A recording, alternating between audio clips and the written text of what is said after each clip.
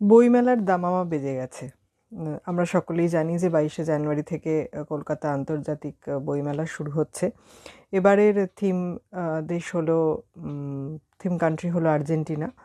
তো আমার আজকে একটা বিতর্ক উস্কে দিতে খুব ইচ্ছা করছে। সেটা হলো যে অনেকেই আজকাল অডিও স্টোরি শোনেন, পিডিএফে বই পড়েন, পুরনো বই অবশ্যই, নতুন বই তো পিডিএফ খুব বেশি পাওয়া যায় না। তো এই অনলাইনে বই পড়া, গল্প শোনা নাকি বই হাতে নিয়ে পড়া?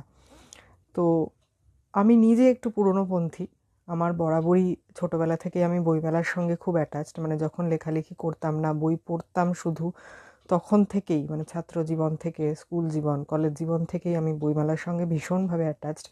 ময়দান হোক বা সল্টলেক স্টেডিয়াম হোক, এখন করুণাময়ী, সব জায়গাতেই আমার বইমেলার সঙ্গে আমি খুব আত্মিক যোগ অনুভব করি। তো সেক্ষেত্রে আমার মনে হয় যে বইমেলা থেকে বই কেনার আমি খুব বেশি পক্ষপাতী নই। আমি সবসময় কলেজ স্ট্রিটে গিয়ে বই কিনি বা আনিয়ে নিই, কিন্তু আমি সবসময় বই হাতে নিয়ে পড়াটাই বেশি প্রেফার করি। কিন্তু এর পাশাপাশি এটাও সত্যি যে এখন অনেক বই যেগুলো দুষ্প্রাপ্য হয়ে গেছে বা যেগুলো আউট অফ প্রিন্ট হয়ে গেছে, সেরকম অনেক বই কিন্তু আমরা ডিজিটালাইজেশনের জন্য পড়তে পারছি, বা অনেক বই ডিজিটালাইজেশন করা হয়নি বলে আমাদের মধ্যে থেকে কিন্তু হারিয়ে গেছে। এটা না মেনে আমাদের কোনো উপায় নেই। আরও একটা জিনিস, এই যে বিভিন্ন চ্যানেলে এখন অডিও স্টোরি হচ্ছে, সেগুলি শুনতে মানে শুনতে শুনতে অনেক সময় মনে হয়েছে যে এই গল্পটা তো পড়া হয়নি, বা এই গল্পটা জানাই ছিল না যে এই লেখক বা লেখিকার এই গল্পটা আছে, এরকম ধরনের গল্প তিনি লিখেছেন। সেটা কিন্তু সেই চ্যানেলের অডিও স্টোরির মাধ্যমেই জানতে পেরেছি।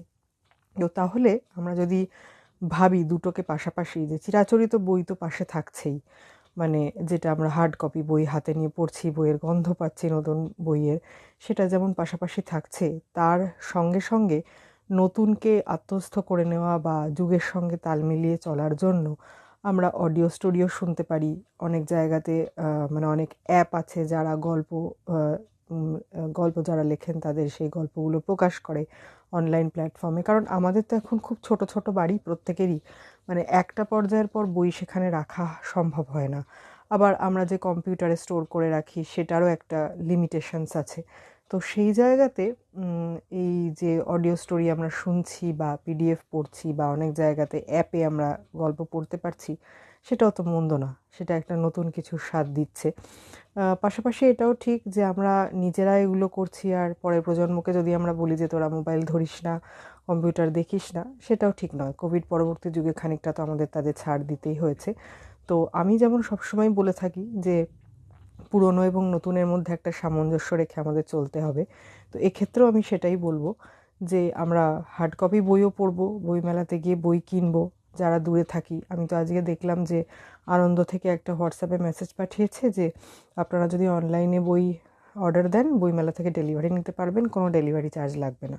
বইমেলায় আনন্দ স্টল থেকে বই অর্ডার দেওয়া, বই ডেলিভারি নেওয়া যাবে। তো নতুন নতুন জিনিস আসছে আর কি। তো সেখানেও যেমন বই কিনবেন, আবার যারা অনলাইনে মানে অডিও স্টোরিতে গল্প শোনাচ্ছেন, এক্ষেত্রে কিন্তু অনেকের খুব মানে ভয়েস ওভার আর্টিস্ট বা এদের খুব ভালোভাবেই অন্নসংস্থান হচ্ছে।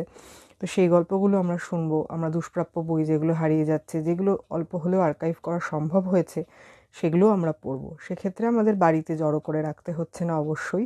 তো দুটোর মধ্যে একটা তুল্যমূল্য সামঞ্জস্য রেখে আমরা চলবো। তো অনেকেরই নিশ্চয়ই এবার নতুন বই আসছে, আমার আসছে না, আমার পুরনো বই থাকছে। আমার দুটি সংকলনে লেখা থাকবে, সেগুলো আমি আস্তে আস্তে জানাবো। সেগুলোর খবর আমার কাছে এসেছে। তো আপনারা যারা যারা বইমেলায় যাবেন, নতুন বই কিনবেন বা নিজেদের নতুন বই আসছে, তারা আমাকে জানাবেন অবশ্যই। আজকে একটুখানি এই বিতর্কটা উস্কে দিলাম, যাদের যেটা ভালো লাগে, হার্ড কপি বই যাদের পড়তে ভালো লাগে, যাদের অনলাইনে পড়তে ভালো লাগে। আমরা কিন্ডলে পড়ি অনেক সময়, কিন্ডলে কিন্তু অন্য কোনো নেট সার্ফ করার জায়গা থাকে না। তো কিন্ডল যারা আমরা ব্যবহার করি, তারা কিন্তু যথেষ্ট বই সেখানে পড়তে পারি। ইংরেজি বই অনেক কিন্ডলে পাওয়া যায়, এবং সেগুলোর হার্ড কপি বইয়ের ক্ষেত্রে থেকে অনেক সময় দাম কমও থাকে। তো যারা কিন্ডলে পড়তে ভালোবাসি, সব বিষয়গুলি আমাকে জানান যে আপনারা কোন কোন পন্থায় বই পড়তে ভালোবাসেন। তো আমি আমার মতাদর্শ বা আমার দৃষ্টিভঙ্গিটা জানালাম। আমার হার্ড কপি বইয়ের প্রতি ইনক্লিনেশন আছে, কিন্তু আমি অডিও স্টোরিও শুনি। তো আপনাদের প্রত্যেকের মতামত জানার অপেক্ষায় রইলাম। আজকে মেধার চ্যাট বক্সে এই পর্যন্তই। আবার ফিরে আসবো বইমেলার আগে, আবার কথা হবে বইমেলা নিয়ে, বইপত্র নিয়ে। সবাই ভালো থাকবেন। নমস্কার।